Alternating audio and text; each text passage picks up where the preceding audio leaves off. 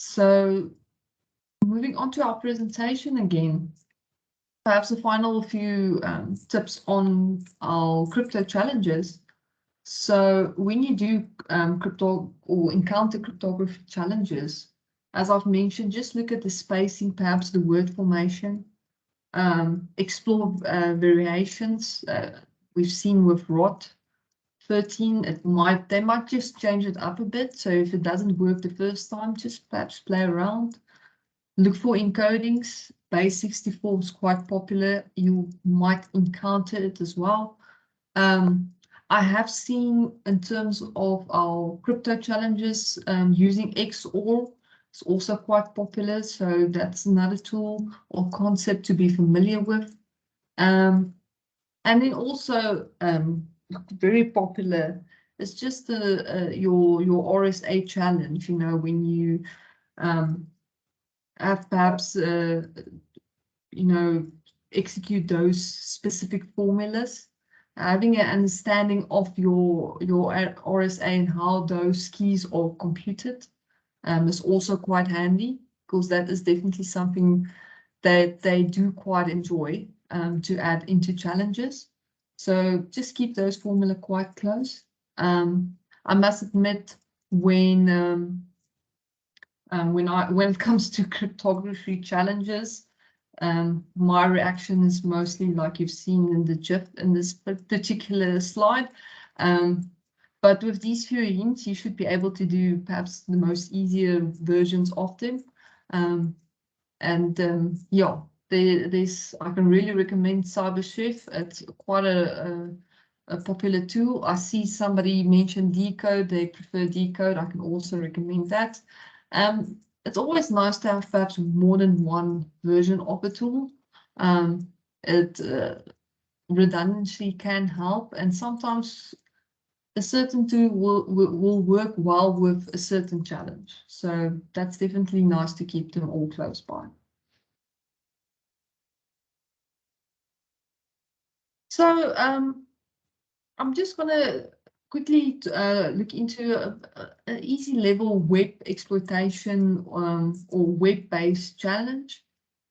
Usually they are a bit more difficult because you will have your website will need to be hosted somewhere.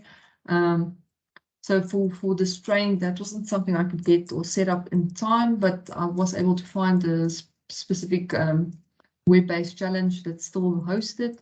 And for me, this was a sort of valuable lesson and technique to learn, even though it might not be difficult, might be obvious, but it's good to be aware of this particular technique. So what I'm going to do, once again, I'm just quickly going to browse to that website. So I'll have it open here.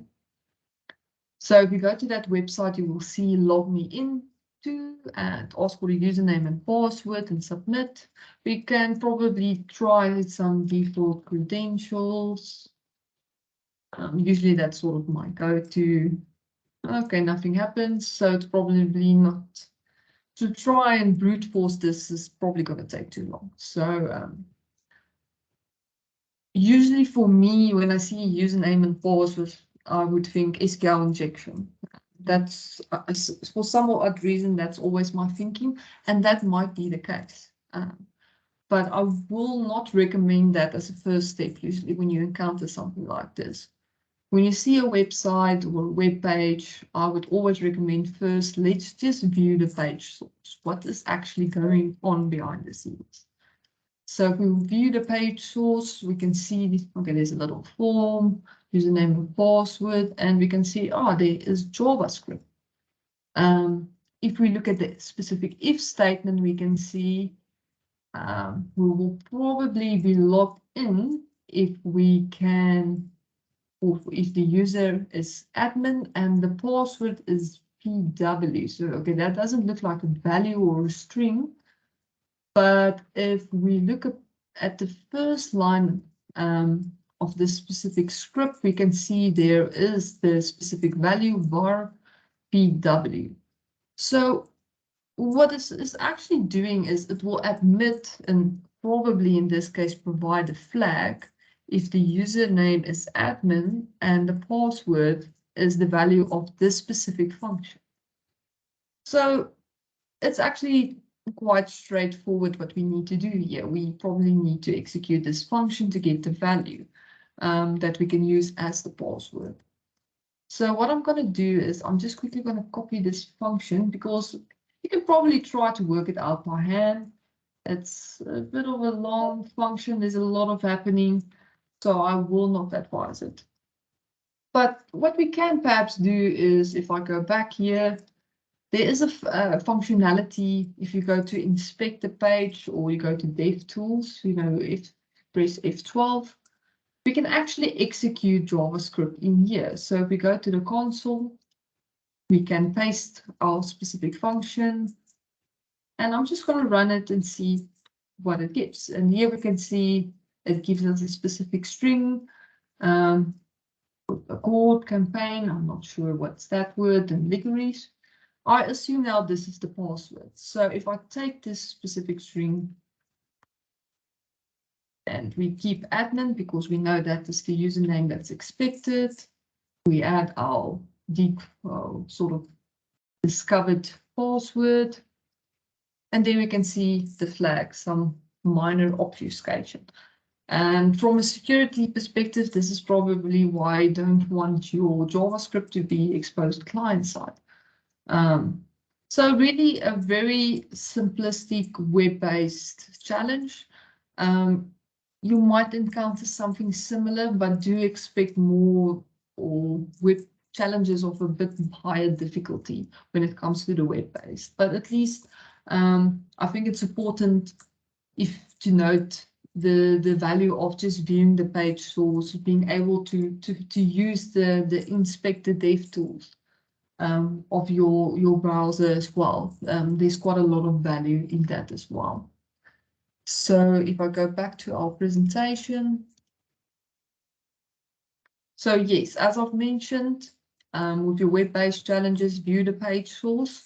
If you see there is JavaScript or CSS files as well, it's perhaps worthwhile just to check them as well. Sometimes in comments, they might hide flags as well. So it's worthwhile to have a look, inspect the page using the dev tools, the F12. Usually there, if you see some JavaScript functions that might provide a certain value that you require, you can execute it as demonstrated. Also, perhaps check cookies as well. Sometimes they can also be quite valuable flags in these kinds of links. From past experience in terms of CTFs, if you do see a login form and you have basically you looked into the source code, you looked into the JavaScript, there's nothing that really gives anything away. The default credentials are a shot if it's perhaps, if you encounter, say, a WordPress site or something that there's sort of known information about, that you can perhaps go look for default credentials, give it a shot. Otherwise, an option is always perhaps to try and test to see if it's vulnerable to SQL injection. Usually, if it's challenges with a bit higher points or a higher difficulty, I would suspect perhaps the SQL injection. Also, to keep an eye out, it was not demonstrated now, but if you see an input form, one always needs to think about command injection. So if you can perhaps, if you have an input form and they ask for a specific value or perhaps a specific string to be entered, what if you don't enter just a normal string? What if you enter a command? Like we've seen now in Kali, like just the list command, ls, what happens? So if you see input form, perhaps think command injection. And also with websites, especially when you perhaps do more attack defend kind of challenges, always view the robots.txt file. They also tend to perhaps give away valuable information. So for web challenges, recommended tools, I have not displayed them here, but it's always worthwhile to be familiar with Burp Suite, which is the man-in-the-middle tool to intercept your, I forgot the word, your requests. You can also, if you submit a request, you can manipulate it before it's received at the server end. Very valuable tool to play around with. Handy when it comes to CTFs. And then also derp or derp buster, perhaps to enumerate hidden directories as well that might not be so obvious. So next, I'm quickly going to demonstrate some forensic challenges, so we can have a look at a bit of steganography, capture the PCAP files. So let's start with our first one here, which is beautiful sunset. So this is might be categorized as forensics or stenography. It's considered easy level. So what a beautiful sunset. So what we have here is, let's open our file. Ma'am, can you hear me? Yes. What exactly is Wireshark used for? Wireshark? Yes. I'm going to demonstrate Wireshark in the next challenge. Okay, thanks. Yes. Okay. So we have our pretty sunset. So when you, with your CTFs, if you see an image or a picture, it's usually worthwhile just to open it up, just have a look, perhaps. Sometimes just zooming in and out might actually reveal something about the specific image. So I can do a bit of zooming in, zooming out, but I don't really see anything. So also image steganography, that's usually my first guess. There might also be something hidden in the metadata, so that's when you will use your EXIF tool. But for this scenario, my guess is this might be more steganography related. So what I'm going to do is quickly, just want to make it notice. I'll just quickly, so this is an online tool. It's called Steg Online. It's a relatively new tool that I encountered, and quite popular with CTFs as well. And it allows you to upload an image and actually try and manipulate that image in certain ways. So what we quickly can do is, I'm quickly going to drag and drop. So it's loading, and we can see over here, we can see our image. So here you can, for example, just look at the red base color, see if there's perhaps anything coming up. We can perhaps just look at the blue. Let's see if something changed. Okay, we can't really see anything different. We can also see if there's any strings, perhaps. Perhaps it was just a string hidden in the specific file. Nothing really here stands out. There's quite a lot, but nothing looks like a suspected flag to me. We can invert the colors as well. That might also be revealed. Something, no, we don't see anything. So you will see, unfortunately, with these kind of challenges, is a lot of trial and error. You might need to apply various different techniques to actually come to the right answer. But like I said, I suspect there might be some manipulation with this image. So if we look at the least significant bit, if there was changes made to that, and if we scroll down, we can see, oh, there's something here. We can see if we quickly flag, hidden like a pro. So this was just to demonstrate it's not your really obvious steganography where you will use something like steg hide to perhaps hide a specific document within an image. This was just sort of a manipulation of the RGB values to generate this specific flag. And that's why usually with CTFs you will need a wide range of tools perhaps to play around with to get to the solution.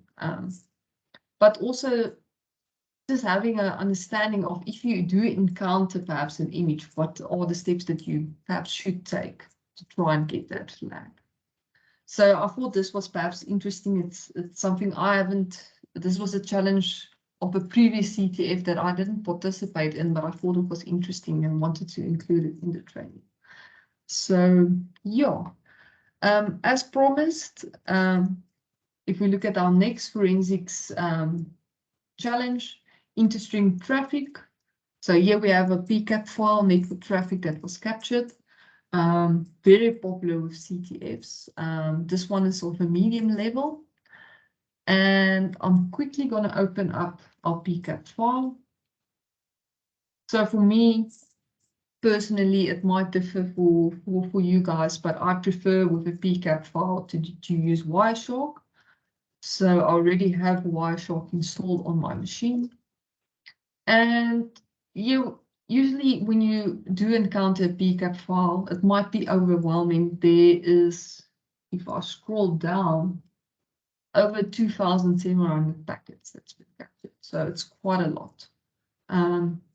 What is quite easily is just to put it in perspective. So for me, I usually make use of statistics, conversations, and this will just break it down into the different types of protocols used within this specific packet capture. So we can see there is quite a lot of TCP. There's a few UDP packets.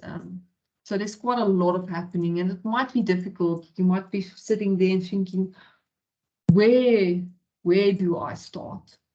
I think for me, it's usually looking at things that stands out. If you don't see anything that looks different, perhaps unexpected protocol or unexpected information associated with the protocol, I would perhaps also recommend when it comes to network packet captures to always start at the end. Because with these kind of challenges, you will start up your packet capture, you would be doing quite a few things, and usually the actual activity or perhaps the file you're looking for would be at the more towards the end of the packet capture. So this is basically what I'm going to try here. So in this example, we can see that, as I've mentioned, there's quite a lot of packets, but it's interesting to see the port has changed for these last 4 packets. So for interest sake, I'm going to select this one and just usually follow the stream. We'll just follow this specific sequence of packets that were captured. And if we say follow stream, we can see, okay, already, and once again, why it's important, your file signature. So I can see, okay, this is a GIF, it's an image file. And what's quite nice with Wireshark, you can easily extract this specific image as raw data. So we can say raw, show the data as raw. And then I'm just going to save as, we know it's a GIF, so I'm just going to say image.gif. All right. And let's see what we have there. I'll click on open it. Okay, so yes, I find your lack of cybersecurity disturbing. I do apologize. So yeah, so here the question might come up, is the flag hidden in this specific image? You can perhaps download or take this image, apply various steganography techniques to see what else you can learn. We can also place this specific file in hex editor. There's a lot of things that you can do. But for me, at this particular stage, perhaps because I am familiar with the challenge, so just to see what else was captured. Nothing stands out for me in this specific image. It sort of shows to me, okay, yeah, this is sort of a rabbit hole that you can go into. So I'll rather not continue on this path. So if we go back to our captured packets, we go again to the end. I'm just going to try perhaps the last one here. As I've mentioned, usually they will stop a packet capture right at the end when the basic activity for this challenge has been completed. So let's see what we get here. I'm going to follow the stream again. And yes, here we can see once again PK. So if we see PK, we do expect it to be a zip file. And we can once again save this. And let's say it's a file.zip. You can say save. Just going to close this. And if we have a look let's try and see if there's something in here. Maybe this is where the file, the flag is. I'm going to extract the file and we say, okay, it's looking for a password. So at this stage, one must sort of suspect that yes, within this particular Wireshark or packet capture, there must be a password shared somewhere. So in terms of time purposes, and also based on my own suspicion, we've tried the last packet. Let's try the second last packet in this case. Once again, going to follow the stream, and we can see password 123. So this was the password that was basically shared over the network with that particular zip file. I'm just going to copy it to this stage. I think I still have it open. Yes, let's see. If I open the stick file, we can see there's the flag. So once again, also perhaps quite simplistic in certain ways. It does help to know what you're looking for. For me, I played around with this specific challenge, so just to speed it up a bit. But like I've said, if you encountered a packet capture, perhaps start at the end, look for things that stands out. You know, especially protocols you don't expect to see or don't see much of. And also just being familiar with the tool as well.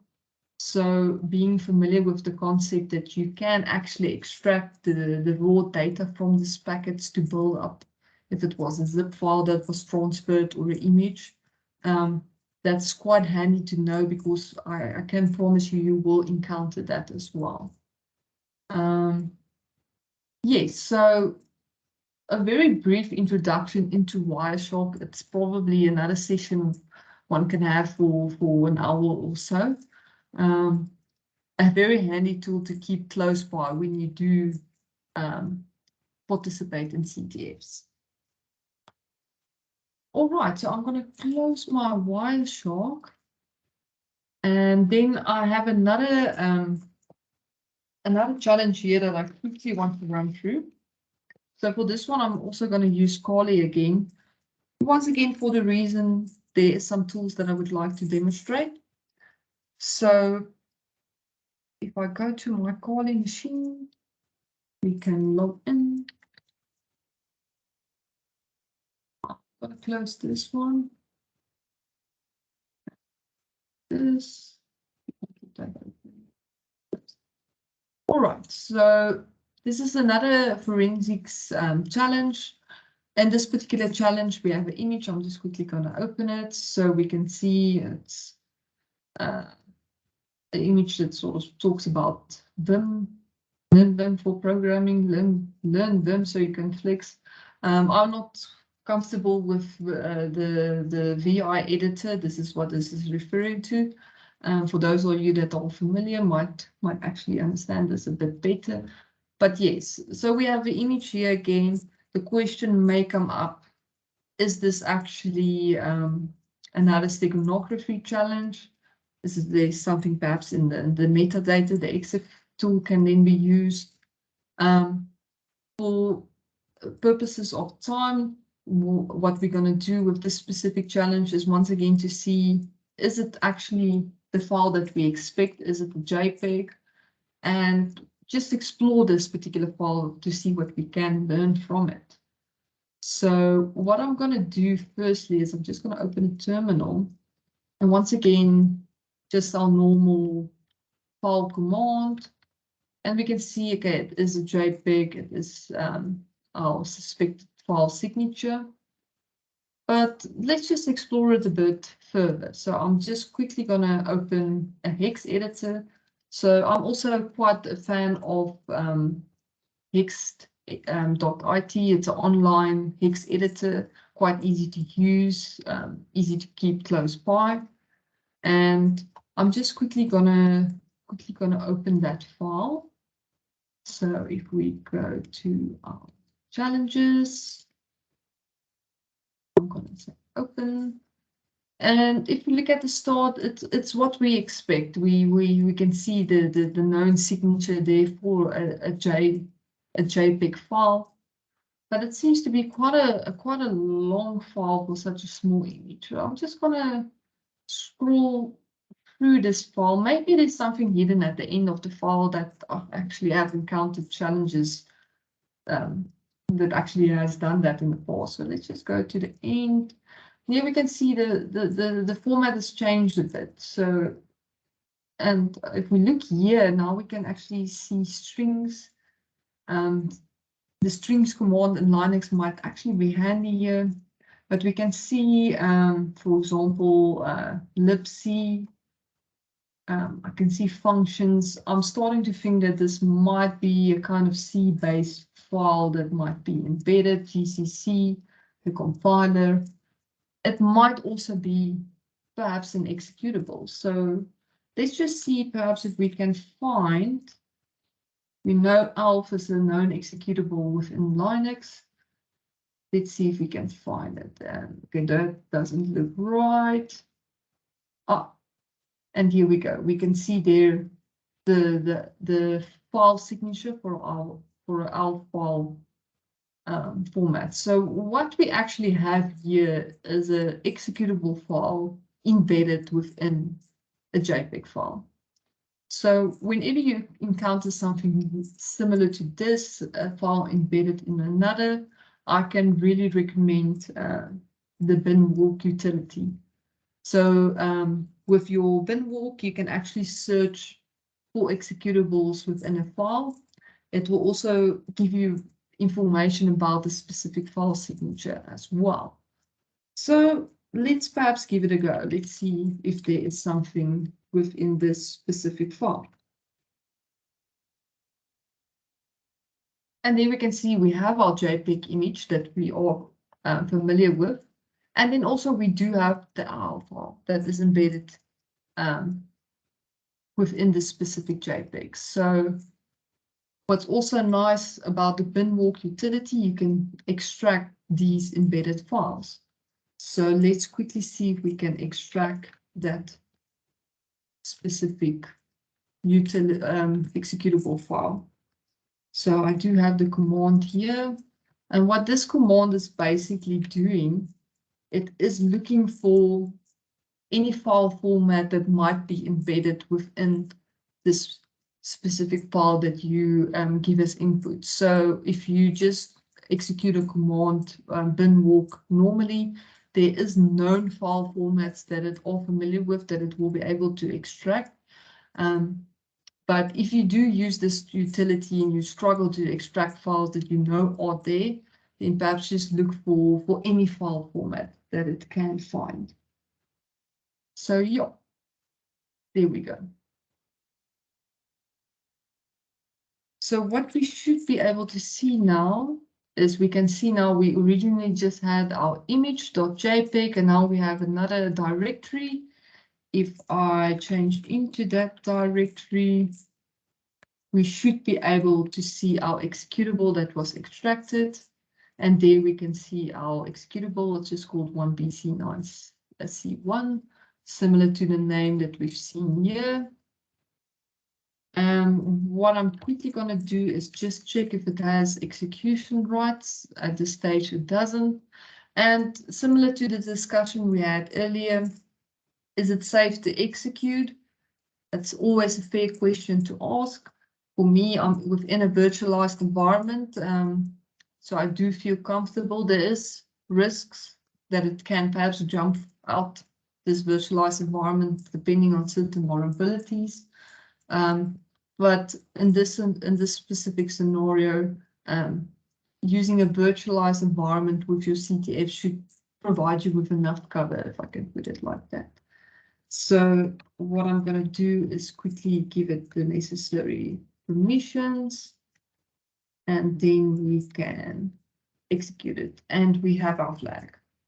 So here, basically with this one again, just to showcase a few other tools and technologies that you can perhaps make use of, and perhaps approaches that might be used with your CTFs, embedding information in other files, whether via steganography or perhaps, as we've seen here, by just sort of adding another file into an existing file. this is very common and popular trends that you would encounter with your CTFs. All right, so moving on to our, so perhaps I think I've touched most on these tips as I went through the challenges. As I say, for network captures, Wireshark is perhaps your best tool to keep close by.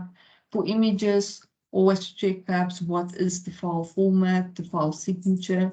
A hex editor, always keep it close by. Play around if you encounter images. It might not always be the obvious iconography that is applied. All right, and then there's another reverse engineering challenge. I'm looking at the time. I know I scheduled this for 2 hours and it is getting late. So what I'm going to do, or perhaps suggest, this is also a quite easy one. I will provide the information in the slides before I share it. I'm going to skip over this one because I want to talk a bit more about the attack defend, and there's also other things that I want to discuss.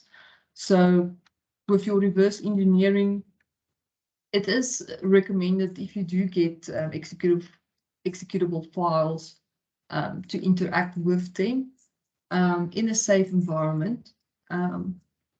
Also to give them the necessary execution rights. With your CTFs, it's rarely the case that you will find something malicious that will perhaps infect your machine. Should that be the case, that they give you a known malware sample to perhaps explore, that will usually also be then at least highlighted in the challenge. Also, with APK files, I've talked about APK tool. It's always nice perhaps to use an emulator if you have an Android application to play around with. Also in terms of your executables, and we've seen it now with the previous challenge, the strings command is also highly recommended, just to list perhaps the strings that are contained within the specific file or executable. It might give you perhaps a hint of what is happening. Also, with your reverse engineering challenges, a decompiler, disassembler is also recommended. IDOF Pro, yes, it is a paid for version, but there is a freeware version available. I can actually sort of prove my point there. If I quickly close all of this. I have installed it, the IDOF freeware. There's probably certain limitations to the freeware version, but for the use cases, especially when you want to explore a small executable file, this should be fine. But there's various other tools available as well that one can utilize. I know now I'm not sure how to pronounce this. Ghidra is also recommended, but there's quite a few available out there. All right, then perhaps just general hints or perhaps tips when it comes to CTFs, your Jeopardy style. Being familiar with a scripting language, so this Python or PHP, perhaps even Perl, so even Bash is quite handy. It's not a requirement, but it can help with certain challenges. Then also Netcat. I did not demonstrate it specifically today, but Netcat's often described sort of as your networking Swiss Army knife, where you can make connections to a specific IP address, listening on a specific port. You can open a listener, and also you can actually do port scans with Netcat as well. There's quite a lot one can do. So with your CTFs, it might be beneficial if you're not familiar with Netcat, perhaps just to play around a bit to get comfortable with the command line utility. And then also, some of you might be familiar and perhaps even more advanced than me in terms of the terminal or command line. But those of you that perhaps are a bit hesitant, please don't fear the command line. Something it comes with a lot of power, and if you use Kali Linux, it comes with a lot of built-in utilities.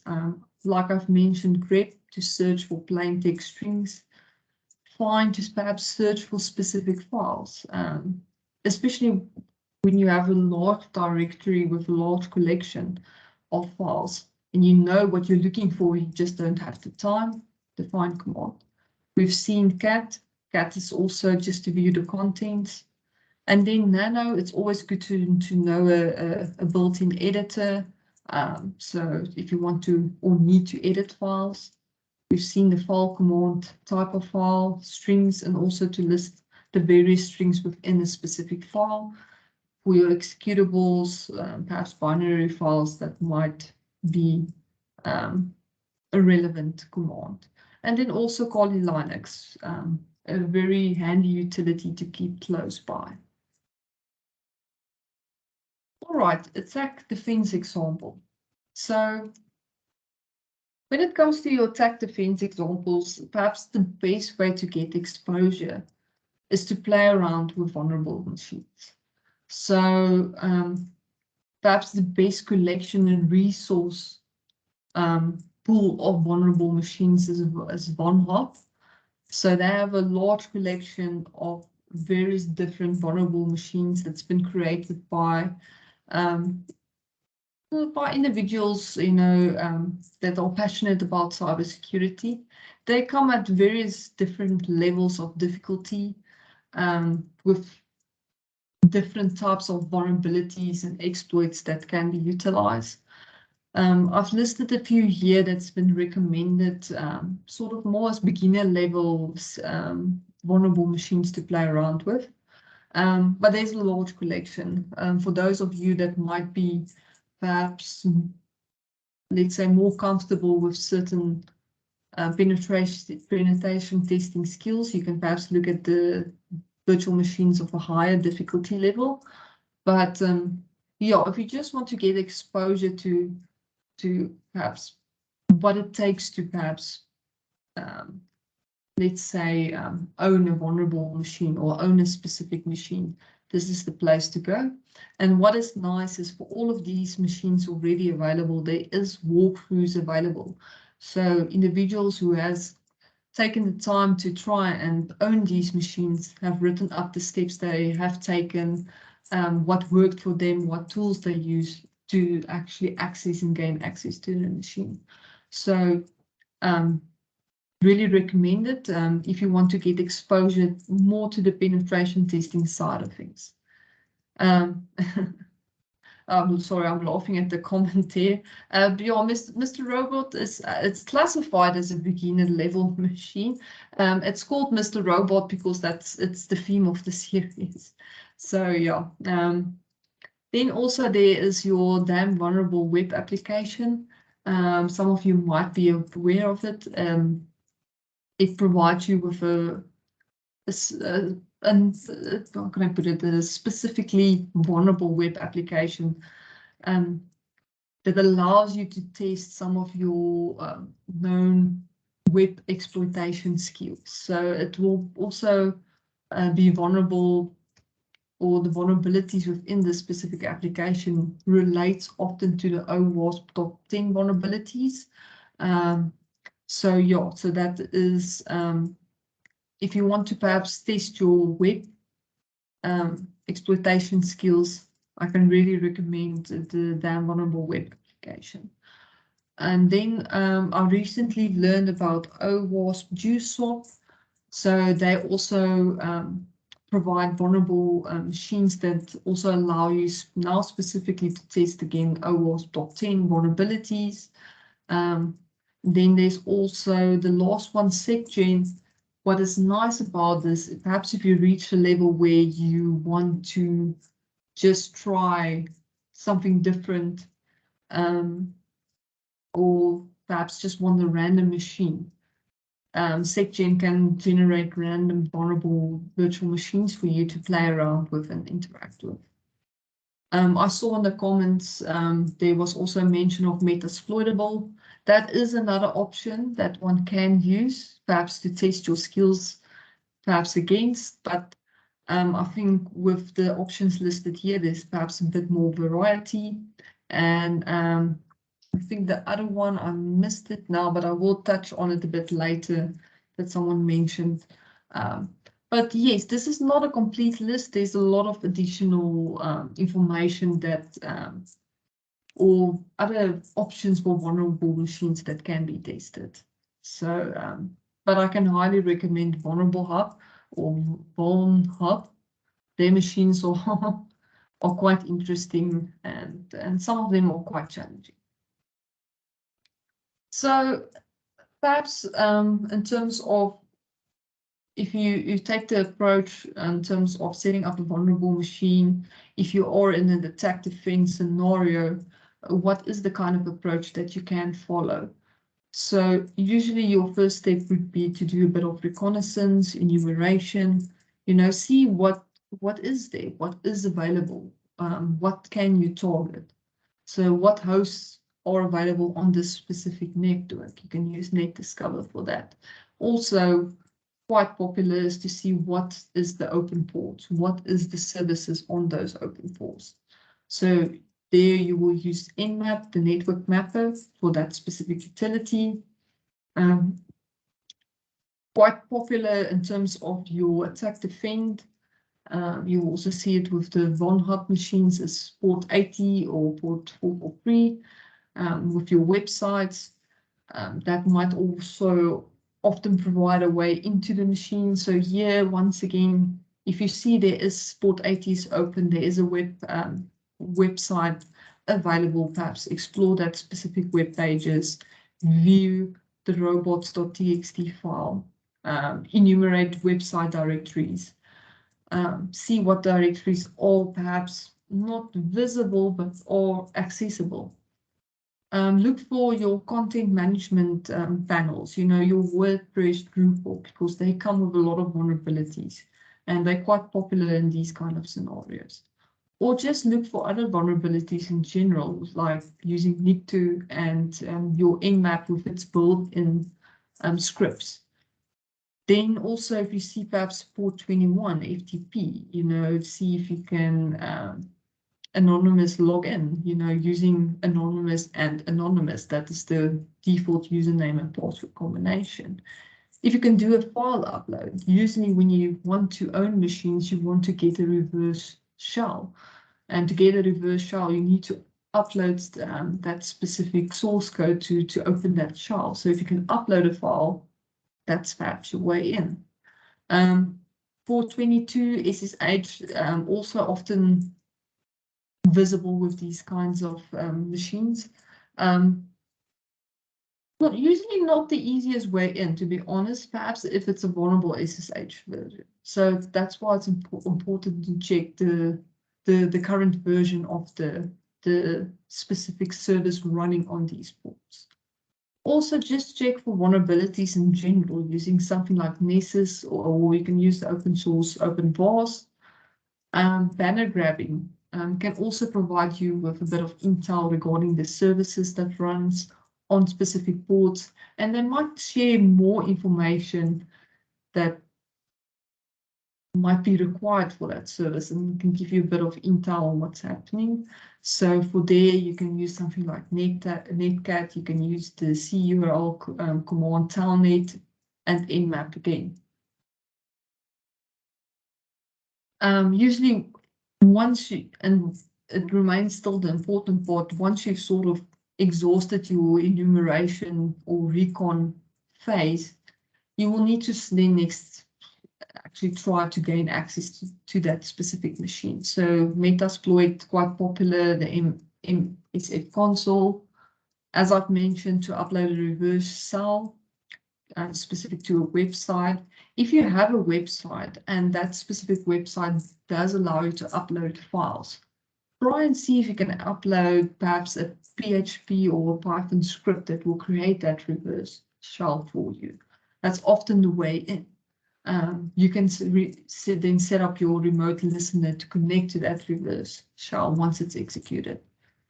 Then also in terms of privilege escalation, say you do gain access to that specific machine, Often you will not have root or administrative access, which is the end goal usually in these scenarios.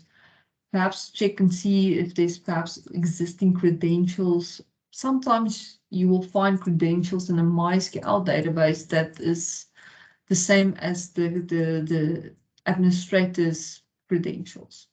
Also, password cracking might be required in these scenarios, and quite popular is also your local privilege escalation, where you can look for a specific local exploit that you can execute on that machine to gain administrative privileges. So you will use something like searchploit or exploit DB database to gain access. Yes, and another example is perhaps to look for privileged programs or software. So programs or existing software on that machine is running with a higher level of privileges. So you will usually look for your set only user IDs or set group IDs within the Linux and Unix environment. So these are really just the tip of the iceberg when it comes to penetration testing. It's quite a large and extensive field.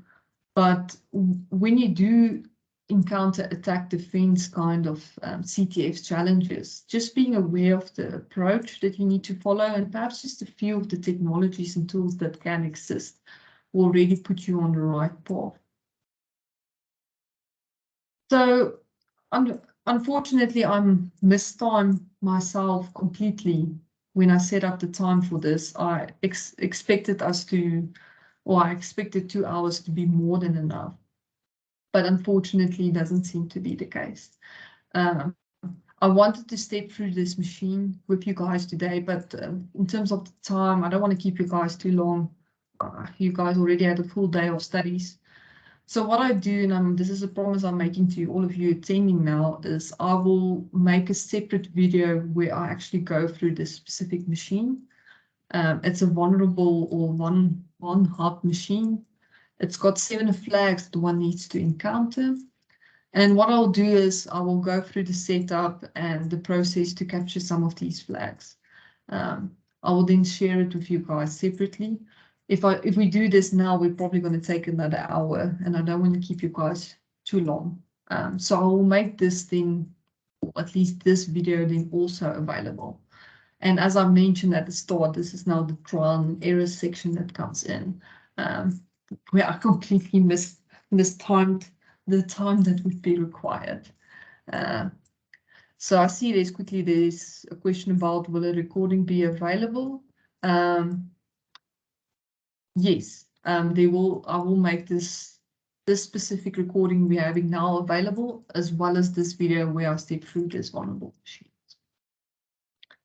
So just perhaps touching on why do you guys want to do this? Why would you want to do CTFs?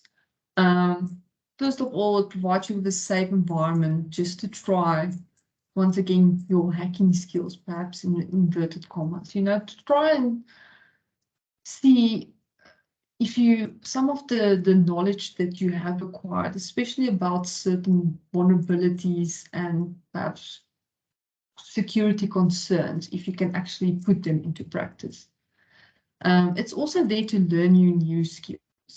I must say, for me, I come from a computer science background. I really had a small exposure to cybersecurity while studying, and most of the things that I've learned was actually on the job, if I can put it like that, but also through CTFs. That's where I learned quite a lot about web exploitations and even more about forensics. It will help you to think like an offensive thinker, think like a hacker. To catch them, you need to think like them, essentially. Also, it will help improve your problem-solving skills. Some of the things that you encounter here, you might actually also encounter in real life, especially if you work perhaps in incident response or in a forensics background. These are skills that can help you. Also, help you to think out of the box and intuitively. with cybersecurity, thinking out of the box is always a requirement. And sort of the more you do these kind of challenges, the easier it will get. And then job and credentials. I mean, I think this is a nice thing to put on your CV. If you really go extreme, you can actually win money with certain CTF events. If you can really be in the top 3, there is a financial incentive as well. But I didn't list it here because that shouldn't be the real motivator. It should be to learn those new skills or perhaps improve your existing skills. So yeah, where can you find online CTFs? So just to get prepared, I've touched on a few tools as well, but there's a long list. There's a curated GitHub repository, Awesome CTF, which you guys can access. For those perhaps just want to sort of get into the process of doing CTFs, I can recommend Over the Wire. They will, especially if you want to learn perhaps or get more familiar with a Linux environment, a terminal environment, I can recommend Over the Wire there. And then there's a lot of CTF write-ups. I've listed a few websites here that has quite a large repository. My recommendation here would be, if you have a challenge, first try and see how far you can get before you go to the write-up. It's the same for the vulnerable machines. Just see how far you can get, and if you're really stuck, perhaps give the write-ups a go. Then there's also, in terms of your YouTube channels, there's Network Chuck. From a networking perspective, I can really recommend it. Live Overflow also has quite a lot of information about CTFs and tips that can be beneficial. So for more information, perhaps you can check out those challenges as well. There's also CTF Time. They actually have a calendar of ongoing CTF events that you guys perhaps can keep an eye on. I can highly recommend SANReN's New to Cyber. It's a summit they host every year. And as part of the summit, they also have a CTF event. And this is really for beginners. What we will do on the Cybersecurity Challenge website, we will try and post if these events do come up. And then also, I can recommend Pico CTF. And yeah, perhaps just keep an eye on social media. This year, I was fortunately to see about the CTF specifically aimed at the African continent, focusing on digital forensics. And it was a CTF that was hosted for, I think it was the month of June. And yeah, I learned quite a lot. And what's nice was, since it was hosted for a month, I could do it after hours as well. So yes, so there is a lot of events out there.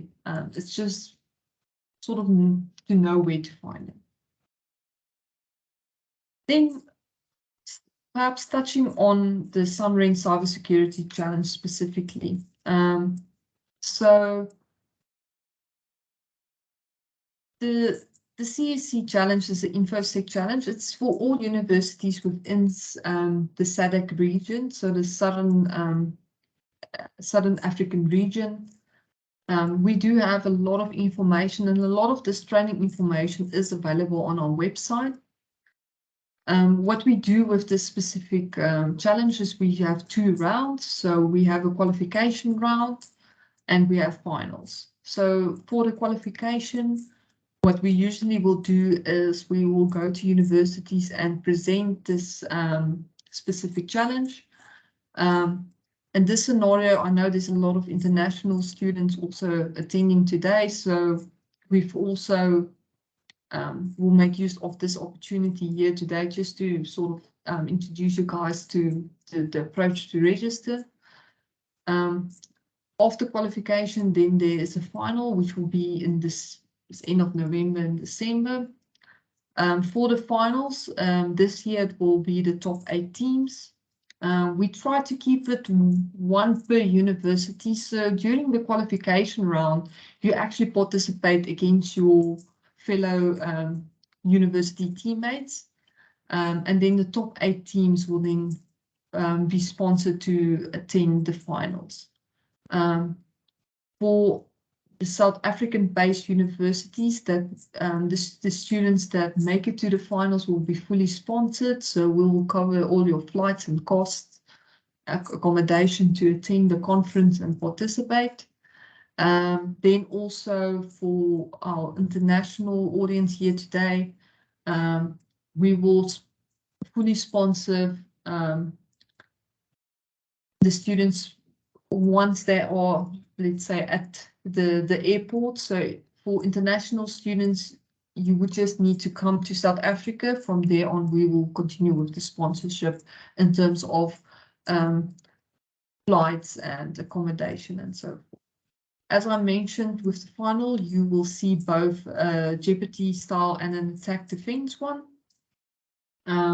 We're also planning various other challenges, unique challenges that will form part of this event. So it's going to be quite exciting, and it's going to be in person. We're just waiting to confirm the venue for this specific competition. So in terms of participation, it's open, voluntary. So we welcome students from across the SADC region. I do know for certain universities it is compulsory, as it forms part of as a practical for their information security subjects. But for those that have that it's not compulsory, but they want to attend, it is open. So you guys can form teams, 3 to 4 members. Please visit our website, that's csc.ac.za, so it's quite easy to remember. There is rules associated with the competition, but it's available on the website. So for those attending today, discuss, form your teams, please register. The more, the better. And once the teams have registered and we sort of confirm the appropriate time to host the qualification, your teams will receive an email with all the necessary details to participate. The qualification round will only be a Jeopardy-style CTF event. So attack defense will only be forming part of the finals. And qualification is planned to be completed by end of September. So I do know this training is perhaps a bit late. Some of you might be unsure whether you should give it a go.